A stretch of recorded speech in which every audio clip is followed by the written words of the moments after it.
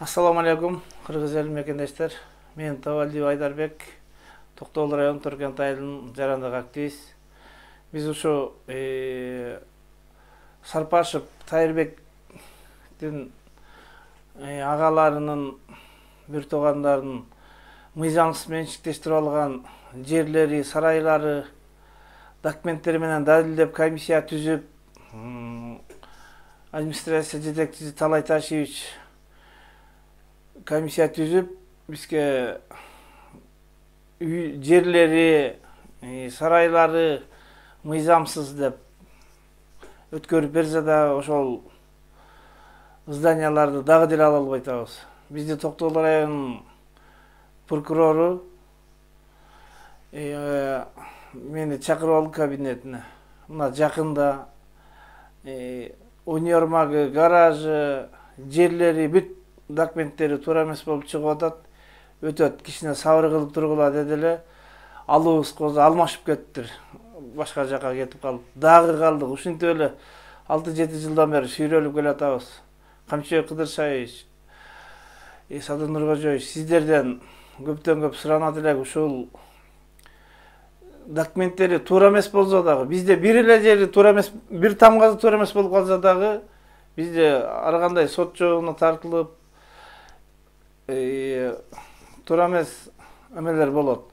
А буларда документи жазалма болуп, 30 жылга деп туруп жазап алышып, ал документтерин жокко чыгарып койду.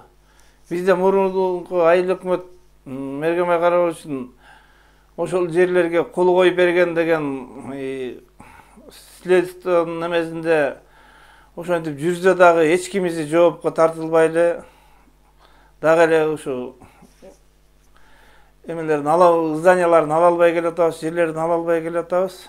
Документтери комиссия түзүлүп, мындай жерлери, документтери жок десе дагы. Ушуга бир чара колдонуп, текшертип бериңиздер деп өтүнөт элек ушу Токтогул эле.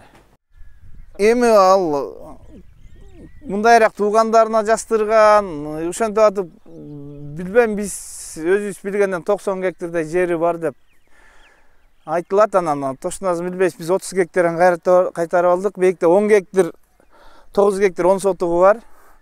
Жайыт жерден өз күчтөр менен өздөштүрүп алдык деп жазаган. А бирок самом деле анысы суугат жерден болуп чыкты. Бизде могу акимге кайрылып 103-чү буйруктун эмеси менен текшерилип, мыйзамсыз деп, мыйзамсыз деп чыккан. Азыр кече прокуратура айтты, ушу 1-2 зданиясы анан жерлери өтөт деп. Эми ушуну жогоркулардан көзөмөлдөп беришин суранабыз. Же элге бербей, же эме кылбайт. Ушу менен турат. Жанагы Сарпашев памятный эзебинде туруп атат да азыр. Азыр ошонун эмесинде туруп атат. Ушу бойдон туруп, же эчтеке эме кылбайт, же ал мунун налигин эме алган жери жок. Ал ушу жерди алып алып, ушуну эме бербейт, же болбосо мектеп кылбайт, же болбосо детсад кылбайт. Ушу менен турабыз. Ана караңыз. Болбосо элге берип койсо болот эле да. Же клуб болбойт, болбосо китеп болбойт. Китеп эме кылбайбыз, биз Торконда туруп китеп окубай калдык. Калдык Манастын китеби деп атат. Китеп каякта китеп? Торконда эчтеке китеп жок. Китеп жок. Китеп деген жок. Мына клубту эме өрттөп ийип, эме кылып жатат, китеби жок. Ушул жерде балдар эчтеке билбей атат. Телефон менен эме кылбайт. Эпте бир балдар дейт амалда. Балдардын кандай кылып телефон менен эме кылат, кандай кылып эме кылганын билбейбиз. Китеп окуган жок, китеп. 6-класс менен 5-класс, 7-де 9-дун канча десе билбейт. Мурда чыкпай калган иштеримдин аягына чыгайын деп акыйкаттык иштеп жүрөм. Мына ушу акыйкаттык үчүн ушул Сарпашевдардын үй бүлөсүнө тиешелүү зданияларды бүт мыйзамсыз документтерди бүт жазалмалап алышкан. Мына ушул жерди сүт заводу курабыз деп элге чогулуш кылып бекер алган.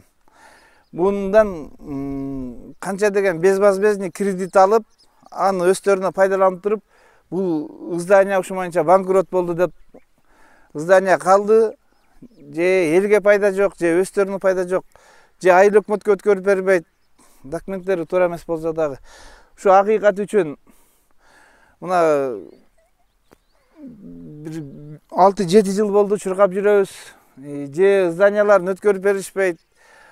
Бул жерде Сельподо деген дагы зданиясын Абдишер Кулуптун музей кылабыз деп алышып, ага жеке ишкер мурдагы депутатыбыз Осмонбек Артыкбаев деген фонд ачып, чоң баягына музей салынды Абдишер Кулуп.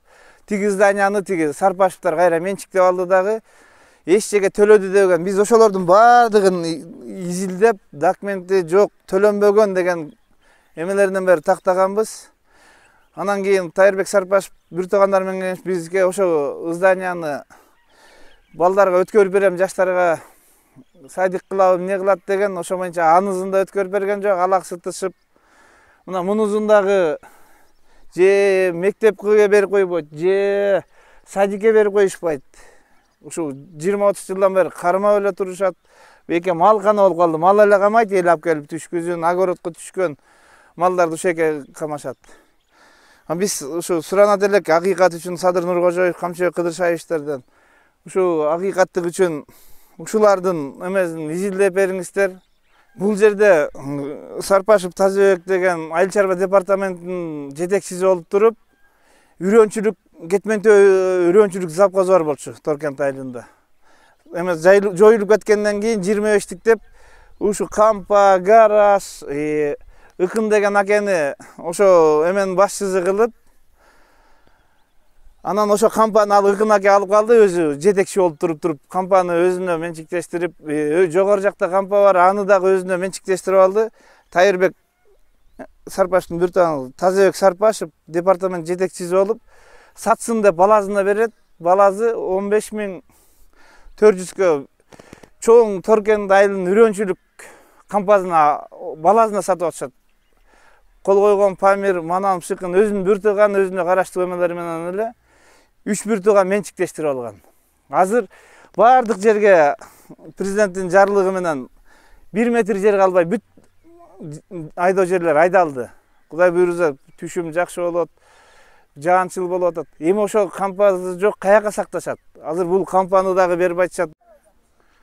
Мына ошондой эле мына жердагы эч документи жок. Ичинде ушу гараждын токарынын станогу, чарык, нерсе бүт эмелер ичинде ошо култанган боюнча турат. Же элге иштеген жок, мына мунузу дагы турат. Муну ким менчиктешип алган? Сарпашев Памир.